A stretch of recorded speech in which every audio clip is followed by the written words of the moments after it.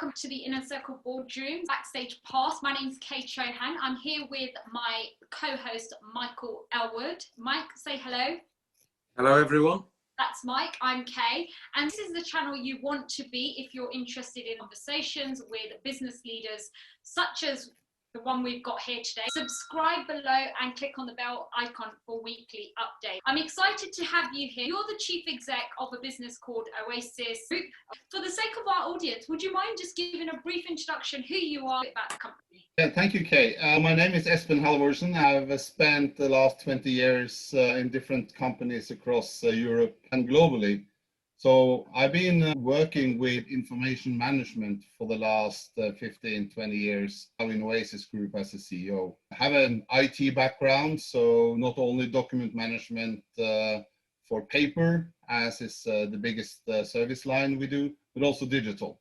And heading up about 1,500 team members in OASIS Group across Europe. The company itself is actually private equity backed as well. Let's crack on with our conversation. Firstly, how have you been coping during the lockdown? I know that you're on the road often and always traveling. It's been a very interesting period. You know, being not able to travel around the businesses across Europe and across Dublin, where our headquarters is, has been difficult. But I would say, amazingly, the technology around Zoom, Teams, and the way to digitally enable, discussions and decision making has actually been good.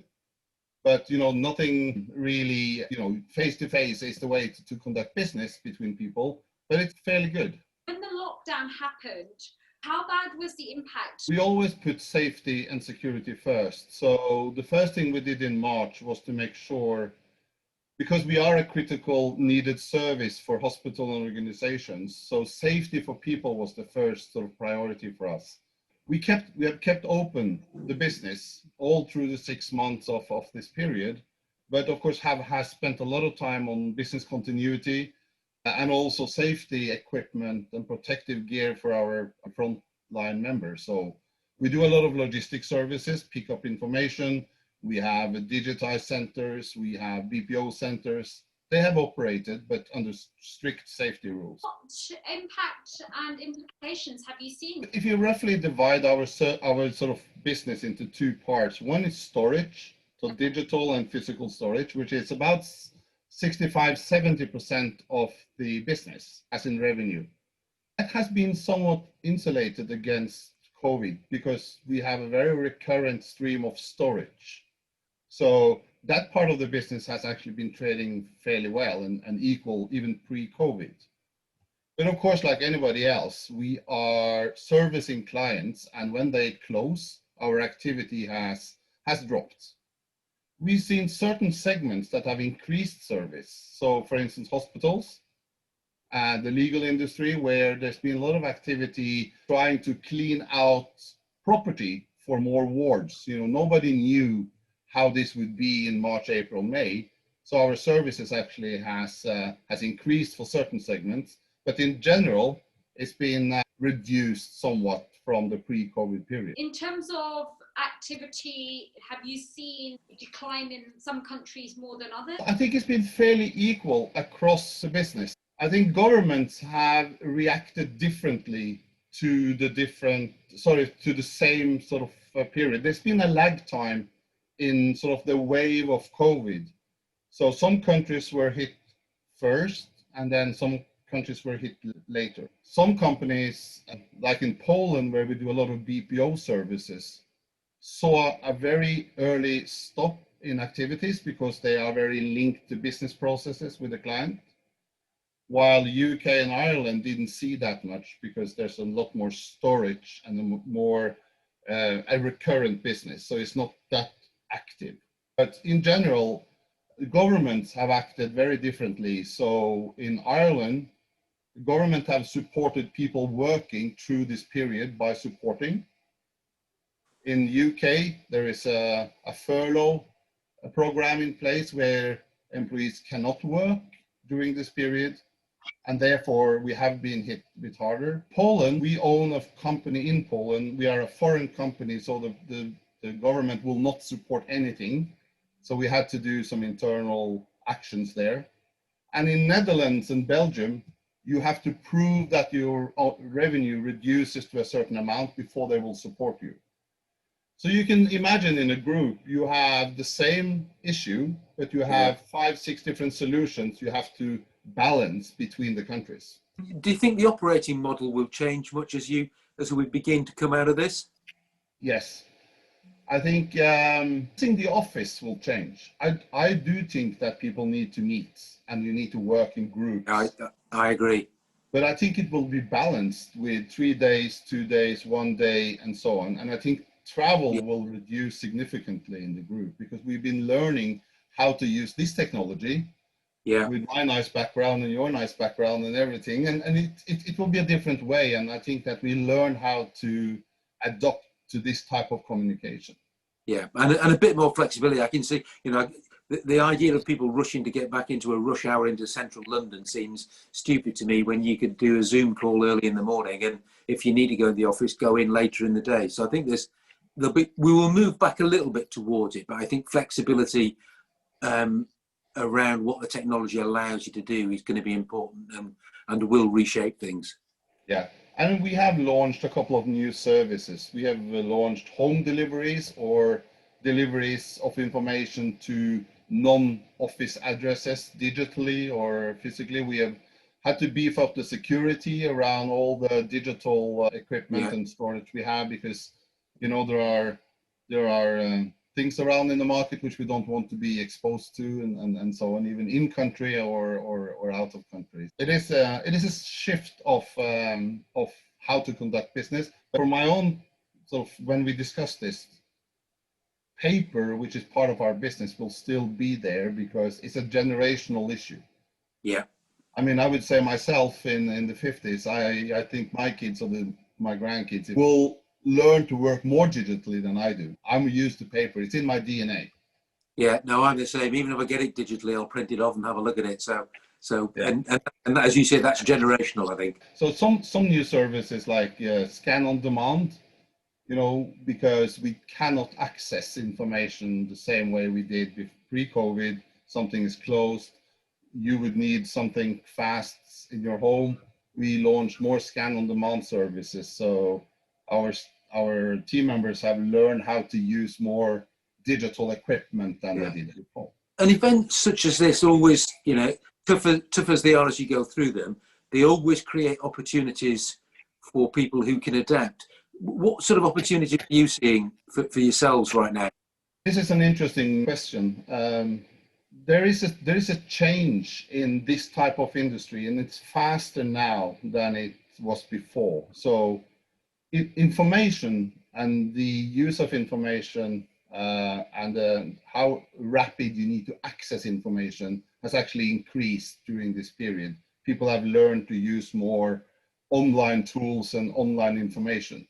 Yeah. So the opportunity that we've taken with this is to launch what we call digital way of doing business with OASIS. So as a bank, as you probably know more than I, or as your airline company or as anyone else, it's almost easier to do business digitally than it is to call them, try to get a person on the phone.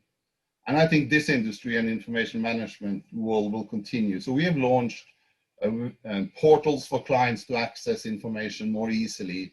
It could be on their iPad, on their phones, and we've speeded that development up, even if and we have time to do so now because we've had a quiet period.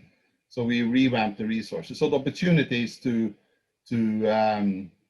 accelerate the digital move. Yeah. But as I was saying sometimes, it's not the technology and the solutions that are prohibiting you from using. It's the way you and I act with information there. I could only see an acceleration of going digital as an impact on this. So being a data information company, that's changed your business model. I can see the subscription basis of keeping old data for the sake of having it. But moving forward, I can only just imagine that it's all being digital. Yeah, but it still amazes me that we pick up several tens and thousands of boxes of paper in London and Dublin and Warsaw and Amsterdam every month. And I think for the next 10, 15 years, it will be a part of the information management structure. But it will tailor off, of course, and the growth is basically on digital more than on paper. There's three things to say about paper, and you and I have had this discussion before, and you know, trying to convince you that the paper is still a good medium to work on. It's the most sustainable medium today to have information on. I mean, you can say you have backup and I have cloud services and I have this. Yes, you do, but the vast amount of different type of documents and x-rays and test slips and pharmaceutical information, legislation hasn't arrived yet for them to do this digitally. So yes, the business are somewhat protected by legislation and how the government want us to store information. You know, insurance company have to store medical records and information 25 years after your death because there might be something they need. So it is a lag time. When I compare it to currency, you see the acceleration of going on to digital currency. So it's interesting when you talk about how in legal and healthcare that you need a hard file. When you compare it to something like currencies, there's quite not a shift there as it has been in financial services. It's few customers that can afford to scan all their historic information that still they probably need to access. So I think one of the shifts, as we just talked about in the service model, is to have a combined service. Yeah. You know, go forward, you want to be digital, but when you need some sort of conversion from paper to digital, you do it there and then you continue to work with that sort of paper file, which is now digital going forward. So let's talk about some of these challenges and go more on those opportunities. So what gaps have you identified in leadership in that process? Talk about team members. We've spent a lot of time on making sure we communicate to team members. So you can never communicate enough to them about, and you cannot tell them everything that goes on every day. We could always be better at communication. In COVID, the BCP program that we had has probably worked quite fine. We haven't had some client issues. We haven't had some tough situations in the company that, you know, is due to COVID, except we have had 2-3 team members on furlough and out of the business. So it is a challenge to keep the business culture going when you have people working from home. You have people working frontline, being exposed to maybe going into hospitals, you know, concerned that they can be sick or something. So there's a lot of stuff around employees and team members. I don't think that we've had clients being negative to what we tried to do. So you know, the client experience has been okay. But I do think that of course, financially and also the way we operate, we've been very careful with cash, you know, being owned by a private equity company, and we are in a very growth modus. So acquisition hasn't increased in volume. We have sort of tailored that off and wait, we'll be focusing on profitability and, you know, on EBITDA and making sure we preserve cash and protect the EBITDA. So, you know, it's been a balance to keep the business growing, and it hasn't. It has been stable but not growing.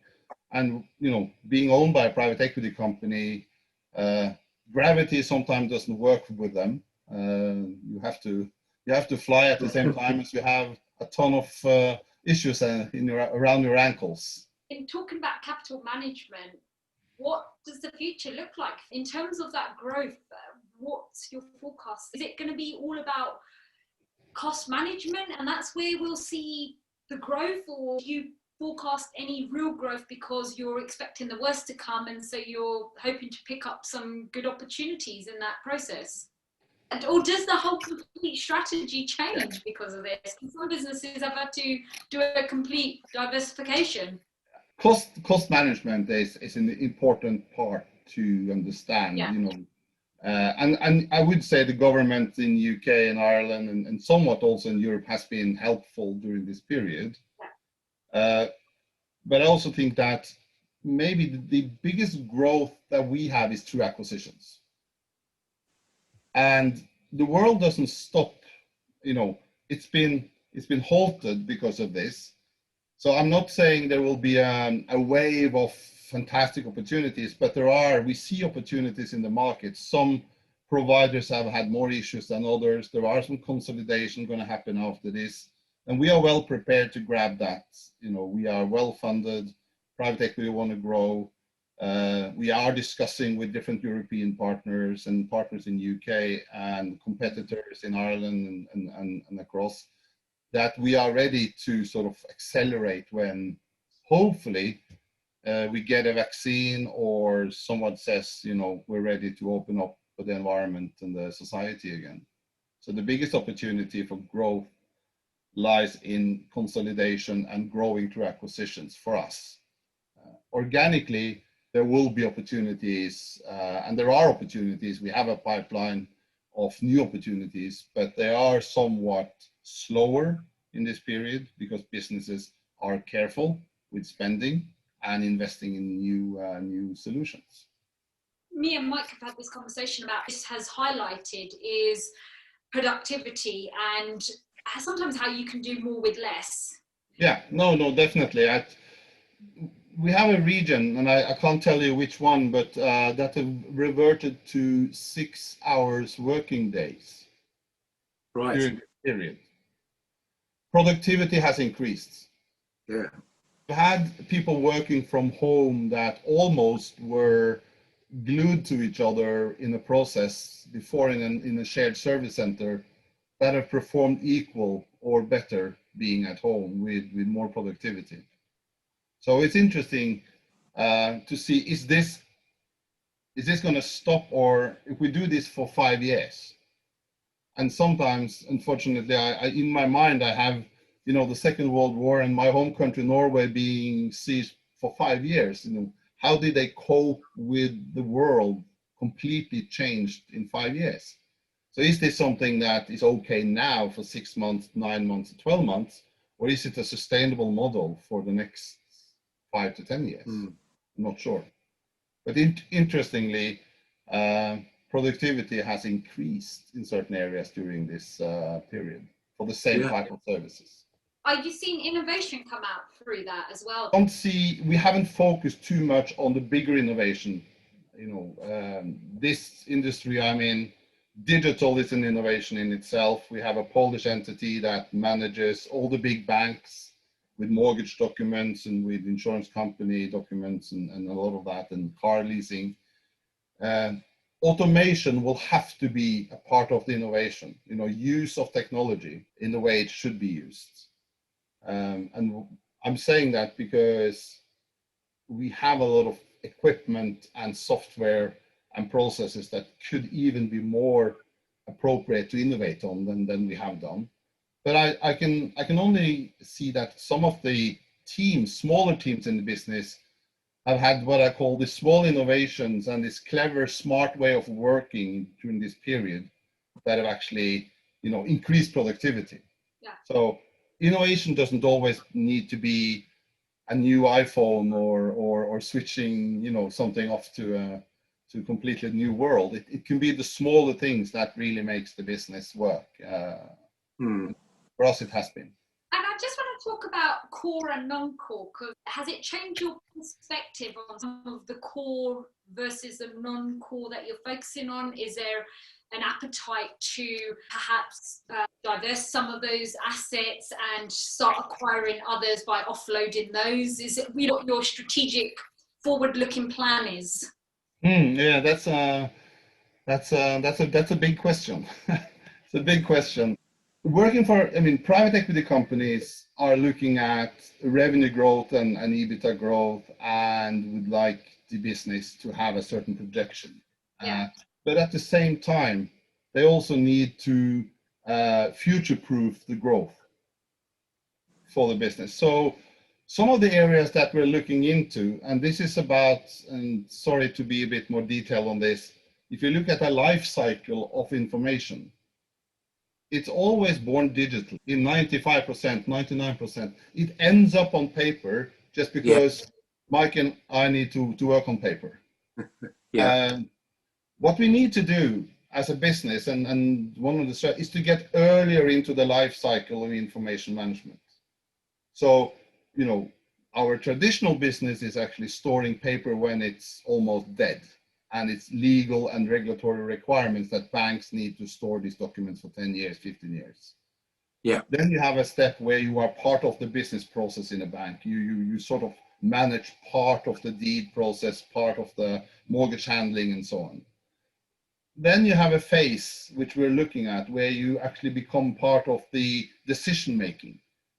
You know, to use the example on the bank, it's a very formalized decision process where you have to go into the land registry, you have to do certain processes.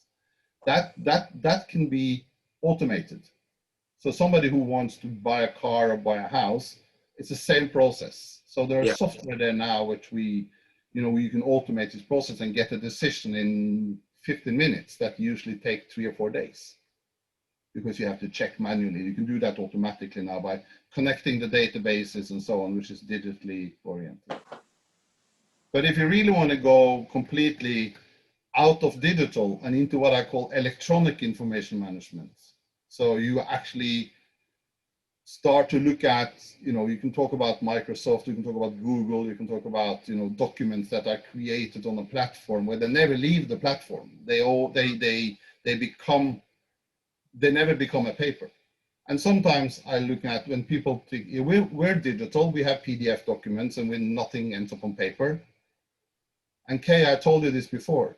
Why do we format a PDF document like an A4 sheet and then send it away on an email when the screen is this way and you send the information this way? It's the format of the information. You know, it's so, you know, this is why I also like to call this a generational thing, that, you know, people now see things on an iPhone and it never ends up on even a PC or a computer screen. So I think the innovation and the strategy that we have is to get earlier into the life cycle. So you might need to do mailroom services because you have to capture information at the starting point. You need to provide software solutions that people can have workflow. So we have a system called OmniDocs that can do that. And we have your former, part of your former business as a client on that. We can do different types of processing with external partners. So you have workflow both internally in the business, but also externally. So that's part of the strategy. Will it, in the next 5 years, overtake the paper business? That's a big bet. That's a big bet. You know, there's something nice about a box of paper, and I'm going to say it very bluntly in Norwegian, staying on the shelf for 15 years and making £3 a year. And you have millions of them, and it's never touched. So it's a profitability, because we always know that the internet era that crashed in 2000, 2001, because everyone wanted to discount the future value of internet, and it had to rebuild itself, and it's still half the profitability we see in paper. So your investors are effectively private equity. What is the pressure point at the moment? What is the expectation? Do you dread the thought of sitting down with your investors and trying to explain to them as to why the strategy is what it is, what your forecast is? I'll just add to that, Kay, as well, and whether and have they changed their time horizons, or do they still want it all delivered in the original time horizons? The last first, because there was 3 questions there, I think. No, they haven't, but they also understand that there will be some sort of adjustment on the expectation to either recapitalize or to do a sale process. Yeah. But no, not in general. When we sit in a board meeting, and I look forward to them, because I think one of the key things for us and for me as a CEO is to have alignment and predictability with the board. And coming from INSEAD and I think discussions with Professor about alignment between owners, the board, and the management. You know, you can have sustainability, profitability, or growth, and you have to say you can't get all 3, Mr. Board. What do you want? Yeah. And if you have that alignment through the chain, you are fairly happy going into a board meeting. If you have only one and everybody are different in the way they set up, you have an issue. So, Kay, to answer your question more directly, we have a great understanding that this will slow down the growth, expected growth, but we have to protect the EBITDA by doing cost management. So it's two mechanisms to achieve close to what we set out to do. And luckily, our business with storage is fairly sustainable. As I said, 60-70% are storage, so it's insulated against the period. So we have to flex the last bit of the revenue with the cost. And so being CEO at the moment is a very difficult role for any executive in any type of business. How do you balance that from mindfulness? We talk about mindfulness with our employees. For a chief exec, what do you do? Being in Norway, running a business which basically have no seat in Norway, and it's of course everything's done remotely. I'm trying to keep to my structure. So I don't, you go up at 6 or 6:30, 7, and you take a walk or you have some breakfast. You don't go into your pajamas in front of the screen, to be very blunt and direct. You sort of enable yourself to go to work, and you have lunch, and you don't sit and work until 12, 1 o'clock every night. You try to have your leisure activities or weekends off and so on. And if you don't do that, it all blends together. So, also having an opportunity to be home 7 days a week, it's been a very interesting exercise. I had 200 travel days last year. Does that mean you get out now? Yeah.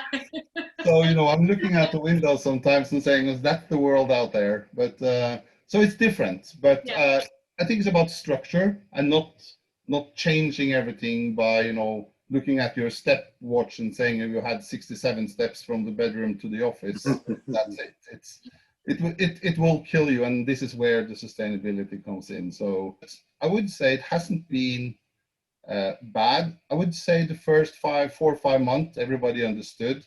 I would say if we don't increase and open up society the next 3-4 months, we're going to see some interesting decisions from the banks and from governments around how people are behaving with themselves and with the team. So I think you need to take care of yourself in this period and exercise and make sure you have some fresh air during the working day, or else you will have a difficult future, I think. It's a good point, I think, that one, because the impact of the pandemic so far in this part of the world has been over the spring and summer months, which generally people are feeling better about things. A combination of a lockdown and winter, I think, could be quite a terrible place to be.